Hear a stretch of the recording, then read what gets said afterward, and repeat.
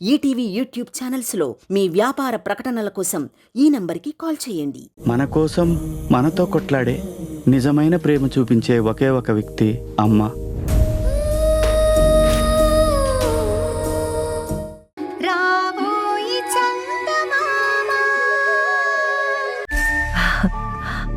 అమ్మయ్యా, ఇప్పుడు నాకున్న కాంపిటీషన్ నుంచి ఒక క్యారెక్టర్ పక్కకి తప్పుకుంది. ఇంకా భరత్ని సొంతం చేసుకోవడానికి ఈ చంద్రికనొక్కదాన్ని తప్పిస్తే సరిపోతుంది. ఇంకో ప్లాన్ రెడీ చెయ్యాలి. ఇక్కడేం చేస్తున్నావు రుద్రాణి? నీరజ మేడం, స్నేహకి మీనాక్షి గారు ఇంకొక పెళ్లి చేస్తానంటున్నారు. నాకు చాలా హ్యాపీగా అనిపించింది. స్నేహకి వేరే పెళ్లి చేస్తే నీకెందుకు హ్యాపీ? అదే మేడం, పాపం స్నేహకి ఎవరూ లేరు కదా. మీనాక్షి గారికి మంచి మనసుంది కాబట్టి చక్కగా మంచి సంబంధం చూసి పెళ్లి చేస్తాను అన్నారు. నాకు ఎవరూ లేరు కదా మేడం. ఆవిడలా అనేసరికి ఆనందంతో కన్నీళ్ళొచ్చాయి, ఆనంద బాష్పాలు.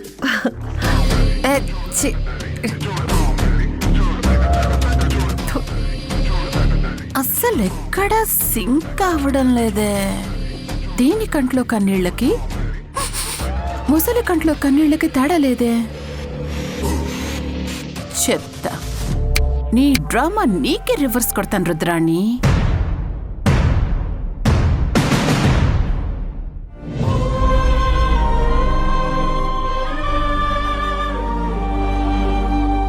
నీతో తెలియని అనుబంధం పెంచుకున్నాను. మీ అమ్మ ఉందో లేదో తెలియనప్పుడు నేను నీకమ్మగా మారాను. నిన్ను నా బిడ్డలా పెంచుకున్నాను. నీతో ఉన్న అనుబంధం కూడా తెంచుకొని ఎలా బతకాలి?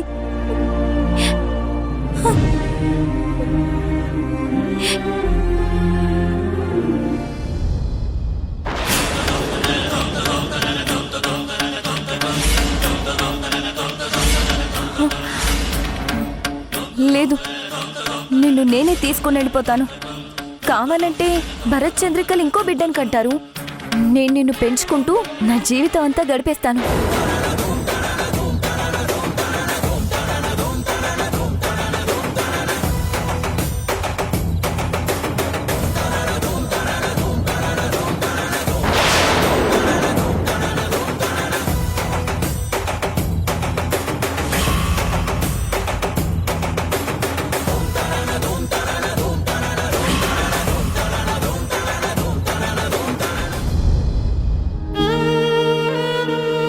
నేను నిన్ను తీసుకుని వెళ్ళి లాలించగలనే గాని పాలిచ్చి అమ్మని కాలేను కదమ్మా. ఎంత తప్పుగా ఆలోచించాను. అమ్మనే కాలేని నేను నీకమ్మని దూరం చేయాలనుకున్నాను. సారీ తల్లి.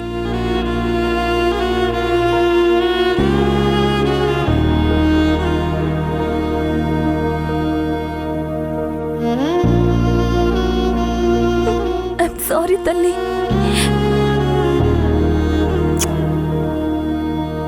నువ్వెప్పుడు మీ అమ్మ చంద్రిక దగ్గరే ఉండాలి.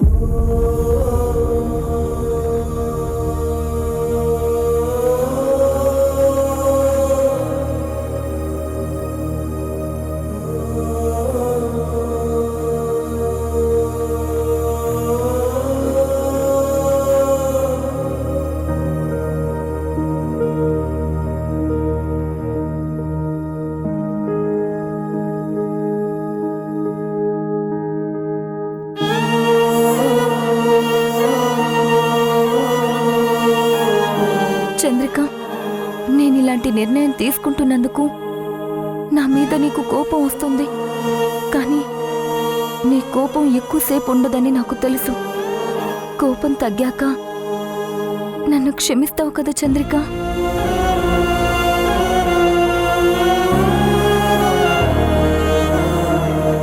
నేను తప్పనిసరి పరిస్థితుల్లో ఈ ఇంటిని, మిమ్మల్ని విడిచి వెళ్తున్నాను.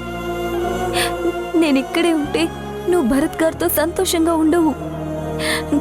నా కోసం ఆలోచిస్తూ నీ భవిష్యత్తుని, నీ సంతోషాన్ని దూరం చేసుకుంటావు.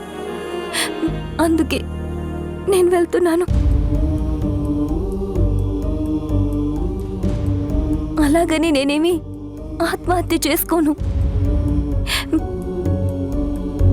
నేను సంతోషంగా ఉండడానికి ప్రయత్నిస్తాను. నా సంతోషం ఇప్పుడు మీ ఇద్దరి దాంపత్యం మీదనే ఆధారపడి ఉంటుంది చంద్రిక.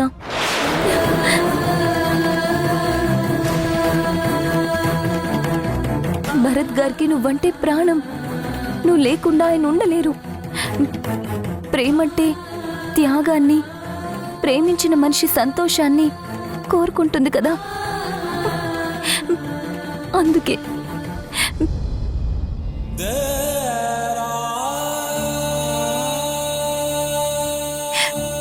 నేను ప్రేమించిన భరత్ గారి సంతోషాన్ని కోరుకుంటూ వెళ్తున్నాను.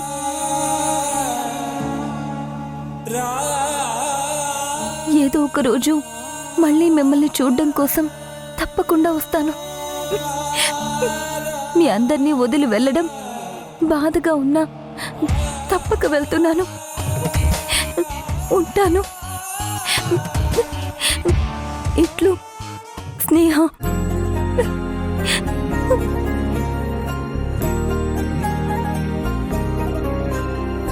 ఎందుకో ఎచటికో తెలియది పయనం, ముందుకో వెనకకో బ్రతుకులో గమనం, పొరపాటునో అలవాటునో బలహీనులే బలి జీవుల విధికే ఇది చలిమంటనా రగిలే మా మనసే.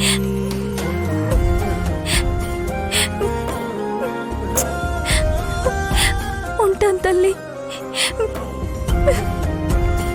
శాశ్వతంగా నిన్ను వదిలి వెళ్ళిపోతున్నాను.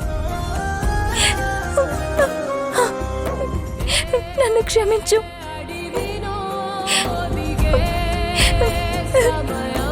మళ్ళీ ఈ జన్మలో నిన్ను చూస్తానో లేదో.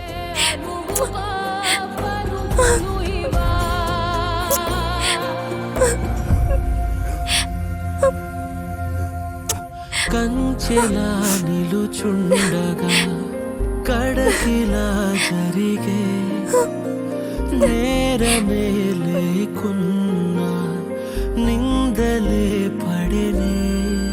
నిజమిదే నా విధి పనేనా, ఇది ఎవరి నాటకమో, బరువిదే నా ఈ క్షణాన సుడిగాలి చేరేనా. ఉంటాను చంద్రిక. మారేనుగా బాయ్ భరత్ గారు.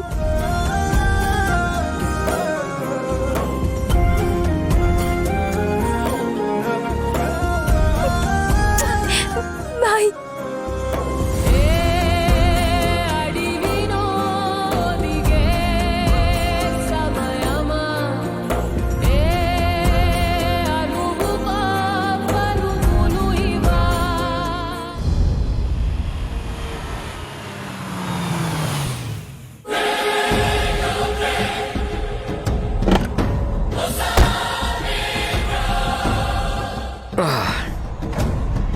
ఏంటి కౌశిక్, ఇక్కడెందుకు కార్ ఆపమన్నావు?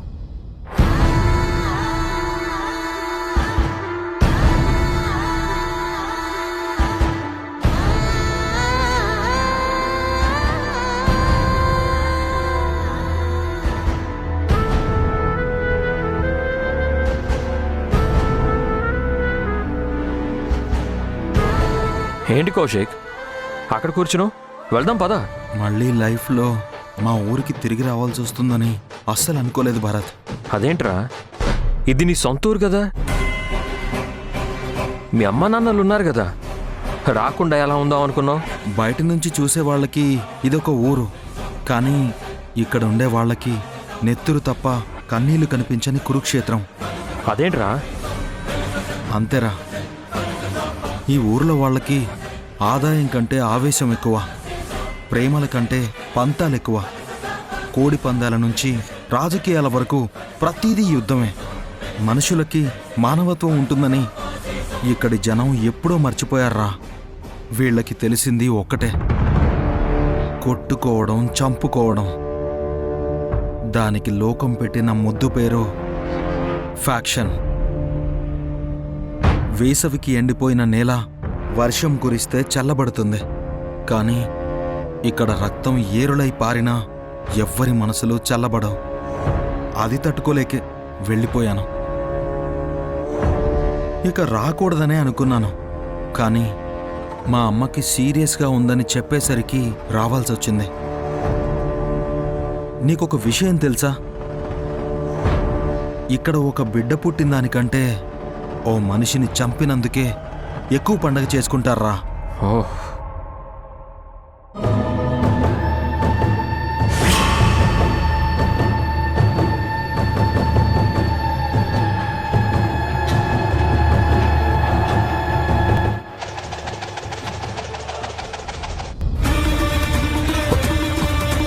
రేయ్, కౌశిక్!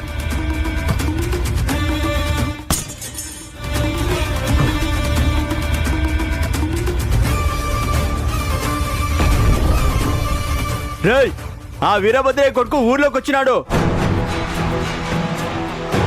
ఆన్ని చంపి శవాన్ని కానుక పంపిద్దాం. ఆటాడదాం రారా. భరత్, పారిపో. దొరికితే ప్రాణాలు పోతాయి. పరిగెత్తు భరత్, పారిపో.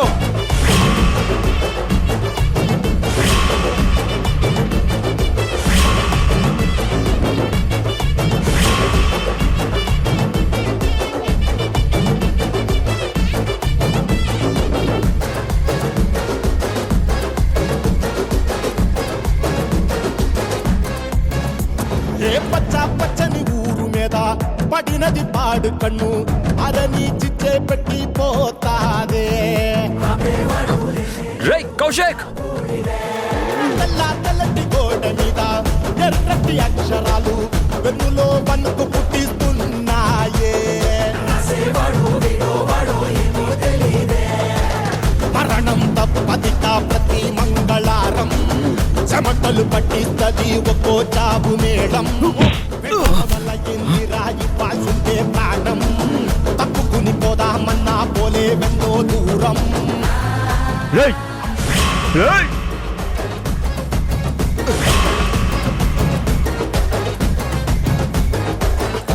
రేయ్, కౌశిక్! రేయ్, ఓయ్, రేయ్, ఓయ్. చిన్నయ్య, లే చిన్నయ్య. ఓయ్, నేనొచ్చుండా చిన్నయ్య. నీ మీద ఈగ వాళ్ళనియ కొడుకుల్ని నేను చూసుకుంటా. రండి. ఓయ్.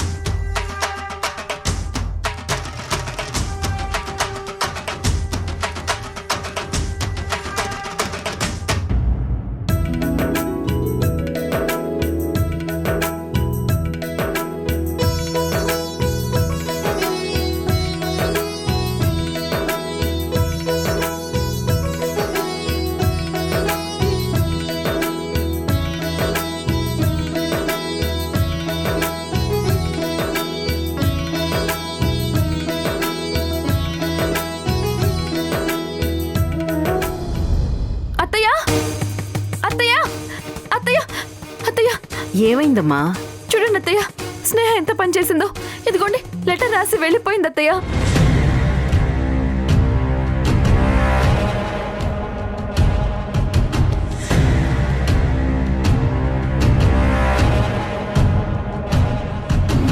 చంద్రిక, నేను ఇలాంటి నిర్ణయం తీసుకుంటున్నందుకు నన్ను క్షమించు.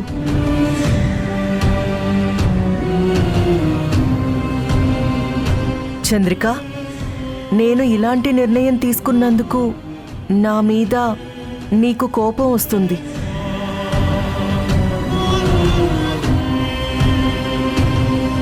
కానీ నీ కోపం ఎక్కువసేపు ఉండదని నాకు తెలుసు. ఆ కోపం తగ్గాక నన్ను క్షమిస్తావు కదా చంద్రిక?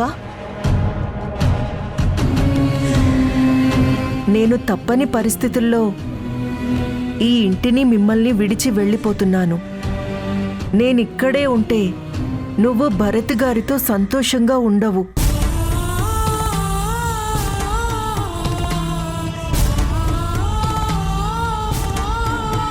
నా సంతోషం ఎప్పుడూ మీ ఇద్దరి దాంపత్యం మీదే ఆధారపడి ఉంటుంది. భరత్ గారికి నువ్వంటే ప్రాణం. నువ్వు లేకుండా ఉండలేరు.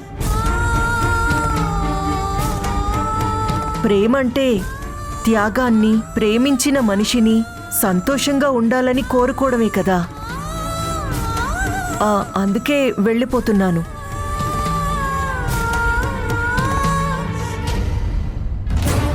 ఏదో ఒక రోజు మళ్ళీ మిమ్మల్ని చూడ్డం కోసం తప్పకుండా వస్తాను.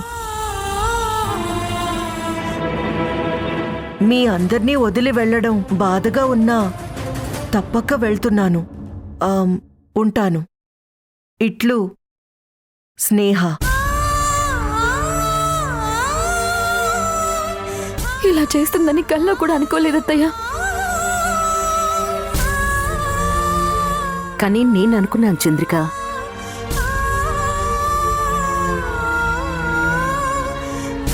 అనుకున్నారా? అవును, ఇలా చేస్తుందని ముందే ఊహించాను. చివరికి నా ఊహే నిజమైంది. ఎందుకు అత్తయ్య అసలు తను వెళ్ళిపోవాలి? తనకి మనం ఏం తక్కువ చేశామని? తక్కువ చేసినందుకు కాదు, తట్టుకోలేనంత అభిమానం చూపించినందుకు.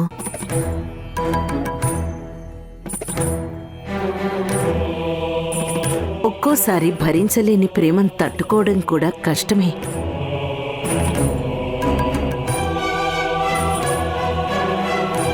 తను ప్రేమించింది అని నీ భర్తని నువ్వు తనకివ్వాలి అనుకున్నావు. ఏ ఆడది మాత్రం ఇలా చేస్తుంది? దానికంటే ముందు నుంచే నేను భరత్ని ప్రేమిస్తున్నాను. మరి నాకిచ్చేయచ్చు కదా. నన్ను కాదని ఆ స్నేహకిచ్చి పెళ్లి చెయ్యాలని చూస్తుందా? మంచి పనైంది.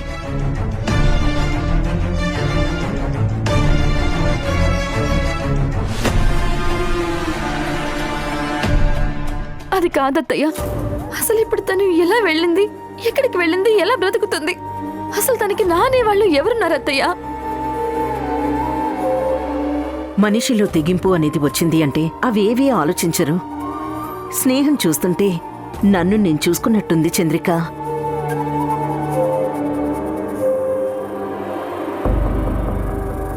నేనీ ప్రపంచంలో నా ప్రాణం కంటే ఎక్కువగా ప్రేమించింది అదిగో మా అక్కని. నేను పురిటిలో బిడ్డను తీసుకొచ్చి మా అక్క కష్టాన్ని చూసి చెలించిపోయాను. కన్నబిడ్డ కూడా పోయిన విషయం తెలియని మా అక్కకి ఆ దేవుడు ద్రోహం చేసినా నేను న్యాయం చేయాలి అనుకుని నా చేతుల్లోని బిడ్డని తన పొత్తిళ్లలో పెట్టేశాను. ఆ క్షణంలో నేను ఆలోచించింది ఒక్కటే, మా అక్కకి సంతోషం దూరం కాకూడదు, ఆనందంగా ఉండాలి, అంతే.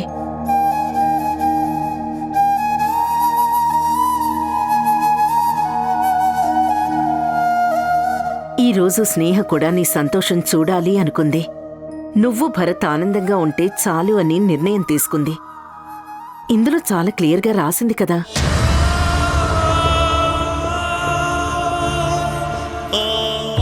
మీరు ఆనందంగా ఉంటే ఏదో ఒక రోజు వస్తాను అని. స్నేహ వెనక్కి రావాలి అని మీరు కోరుకుంటే భరత్ నువ్వు సంతోషంగా ఉండాలి. కానీ తన జీవితం ఏంటత్తయ్యా? నేను వదిలేను కదమ్మా, వెతుకుతాను. స్నేహ ఎక్కడుందో వెతుకుతాను. తన నా కూతురు లాంటిది అని చెప్పాను కదా. ఎక్కడ ఉన్నా వెతికి పట్టుకొని తనకి న్యాయం చేస్తాను. తనని కాపాడే బాధ్యత నాది.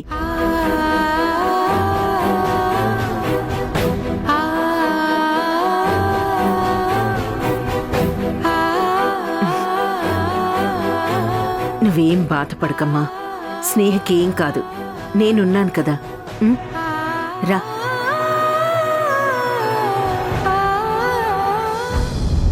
ఎస్.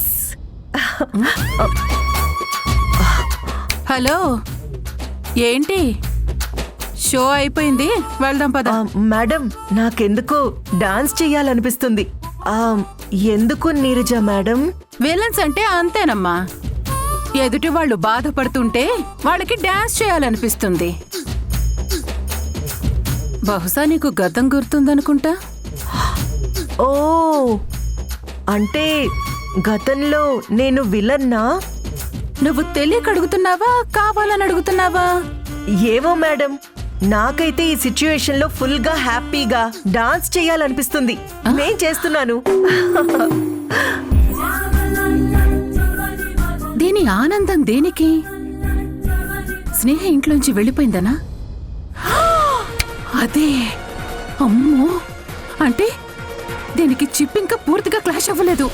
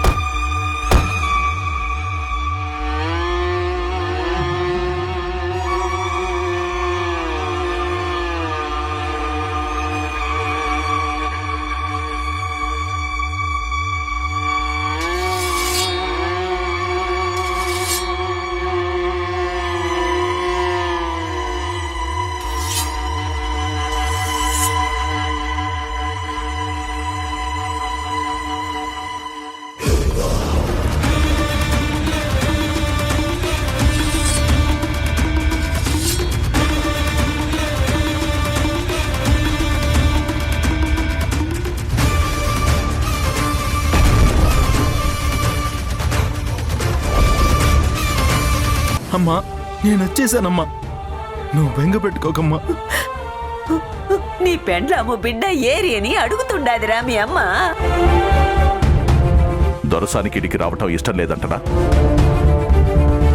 అత్త మామల్ని ఒక్కసారైనా చూడాలని నీ పెండ్లానికి అనిపించలేదా? నా భార్య, నా బిడ్డ దారుణమైన యాక్సిడెంట్ జరిగింది భరత్. ఈటీవీ విన్ యాప్ రోజుకి కేవలం రూపాయి మాత్రమే. ఇప్పుడే ఈటీవీ విన్ యాప్ డౌన్లోడ్ చేసి సబ్స్క్రైబ్ చేయండి.